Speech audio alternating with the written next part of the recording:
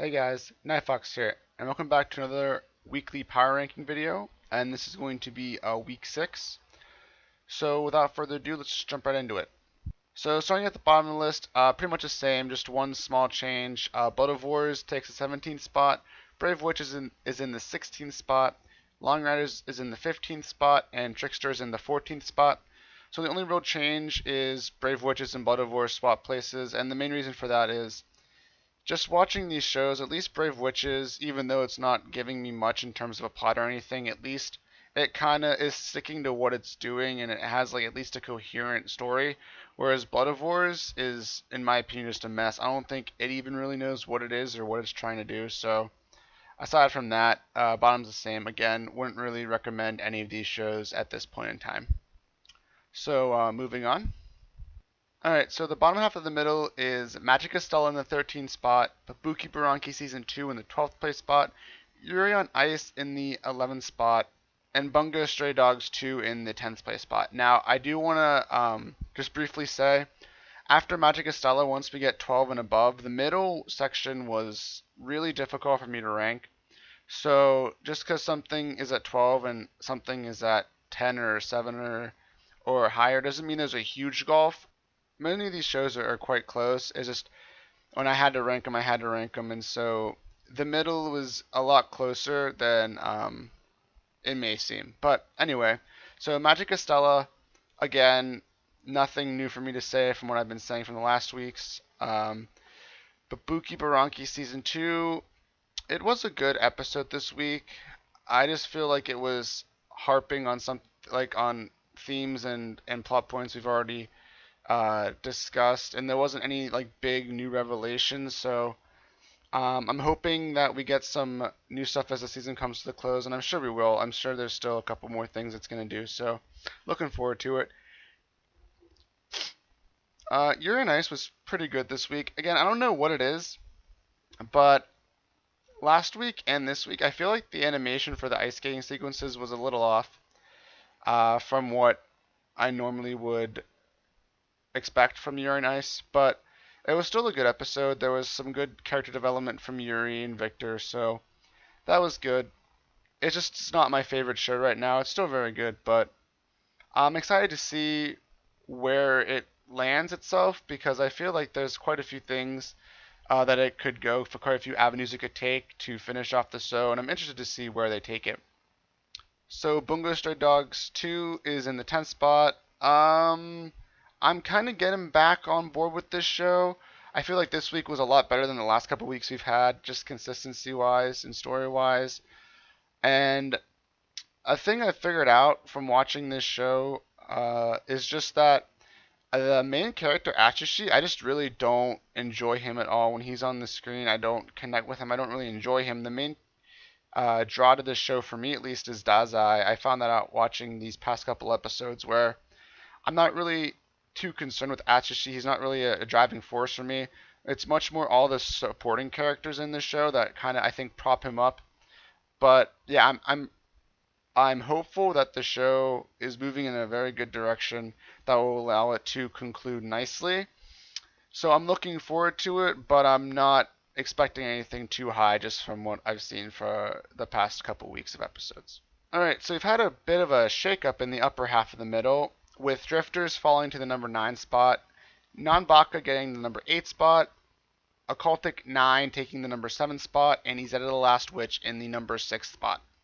So Drifters, this week, it was pretty good. I liked the fights to a certain point. There was one fight that I didn't really enjoy that much just because I felt like it really used an overused kind of attribute, I guess I could say without spoiling too much.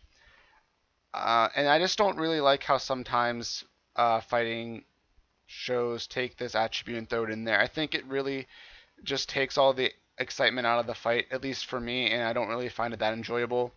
Of the two fights that happened, I did enjoy one. I thought one was done quite well, but the other one not so much.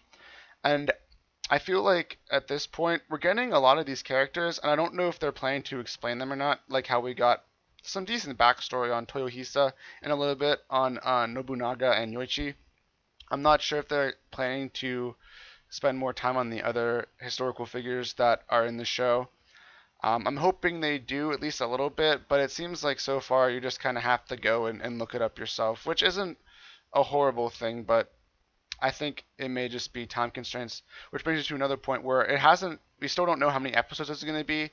So I'm basing all of my comments and thoughts assuming that this is going to be a 12 or 13 episode show. So if it is more, my opinions may change, but at this point we just don't know. So that's why I feel it's in the 9th spot. Nanbaka fell to the 8th spot this week. It took a different approach this week with more of a drama episode, which was okay, but I feel like it just wasn't the same Nanbaka that I've been watching. Not to say that it was bad, it was just a very different direction from what I've seen.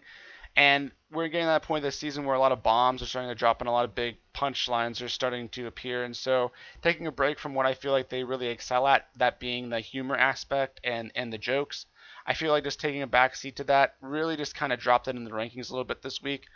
I'm thinking it's going to pick back up, and hopefully it does, and we get some more jokes and stuff. But for this week, I just felt like it was a little weak compared to other shows.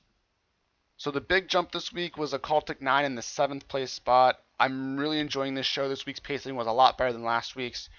And we're getting a lot more questions raised, which I'm really enjoying. We're getting a lot of discussion about just the certain aspects of the show. We keep getting new information every week, so there's a lot of good theories floating around, and it generates a lot of good discussion about the show. And so I'm really enjoying it that as we keep watching this show every week, we keep getting more and more pieces, and we're never really quite sure what the whole picture is, just because with all these fragments they're getting, we can't quite put it into a full picture yet. But I'm really excited with this show and where it's going, and I'm hoping and I'm thinking that it's going to end on a very, very high note. So I'm very excited for the coming weeks for this show. He said a lot. Switch is in the 6th spot, and this is probably one of my most improved shows of the season so far. The first few weeks, I wasn't really feeling it, wasn't think it was doing too well, but in the past weeks, it's really gotten a nice, better plot. It's moving along nicely. We're getting some good action scenes, some good development. I'm really enjoying this show, and I think it may have been, looking back on it now, a dark horse of the season, just because, for me at least, I'm not saying overall, but for me it may have been my dark horse, just because I didn't feel like it was doing this show justice in the beginning, but I'm really excited with where it's going. I think we're getting a lot more plot, and I think it's going to wrap up very nicely. So, in the 6th place spot, so yeah, pretty good show so far. So, moving in the top 5, pretty much the same show, just in a little bit of a different order this week.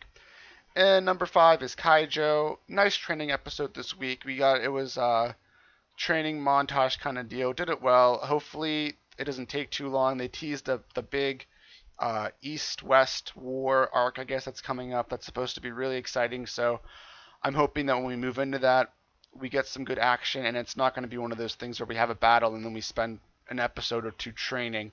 I hope it really goes into these battles and we get some real explosive action seeds.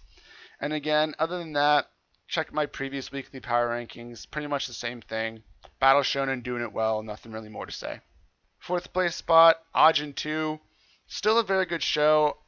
I just feel like they keep building up and building up and building up. And I feel like at this point, we don't really have anything else more to build up to. I feel like they've really thrown all the chips in. And we have to be getting to the final climax. And I think we're there, and I think it's going to end really well. I feel like it's dragging just a touch with the plot. I feel like we haven't really gone to the big explosive climax yet. I still have hope. I still think it's going to be doing well, and I am hoping that everything was a build up to the end. And if it is, it'll stay up here. But unfortunately, if it starts to keep the same pace and just kind of falls apart, it's going to be one of my disappointments for the season. But still holding on hope, and I still think it's going to end on a very, very high note. In the number 3 spot, we have March Comes In Like a Lion. Last week's episode was pretty heavy, so this week's episode was a little bit more lighthearted and a lot more easygoing, which I enjoyed. But still, as March Comes In Like a Lion does, we get a lot of Rei's inner monologues and thoughts. And again, this show is just doing very well with the slice of life genre and really giving us a deep, complex character in Rei.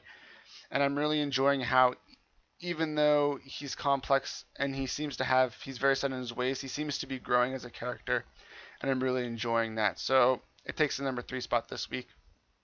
So we have a tie for the number 1 spot. Again, Sound Euphonium 2. Very good episode this week. You dealt a lot with Asuka. I feel like this is the next arc, and this is where the show's going to wrap up. So I'm really enjoying where it's going with a lot of these interpersonal relationships and just seeing how a single person can kind of affect the band so impactfully. So I'm really excited to see where this goes and how this Asuka arc, I'll call it, continues forward. But again, as with every week, I'm always excited, always happy to watch Sound Euphonium. So another good episode this week. And the other show tied for first is Magical Girl Raising Project. Very strong episode this week. We got a lot of good fight scenes, and a lot of the plots are really getting set into motion. We're getting a lot more background on the characters, so we can kind of see why they are the way they are. I mean, just everything about this show was really knocked it out of the park this week, in my opinion. I don't want to say too much because I don't want to spoil it, because it was a very big pivotal episode. But I would highly suggest, if you're not watching this show, give it a try. If you really like the twisted deconstruction magical girl genre, I think you really enjoy this show. So yeah, I suggest giving it a try. So that's going to be it for this week. If you agree or disagree with any of my rankings, feel free to leave me a comment in the section down below. If you want to check out any of my first impression videos, I'll leave a link down in the description box below. There's more videos coming, so if you want to stay up to date and be notified when those are released, make sure you hit the subscribe button. And until then, I'll see you guys next time.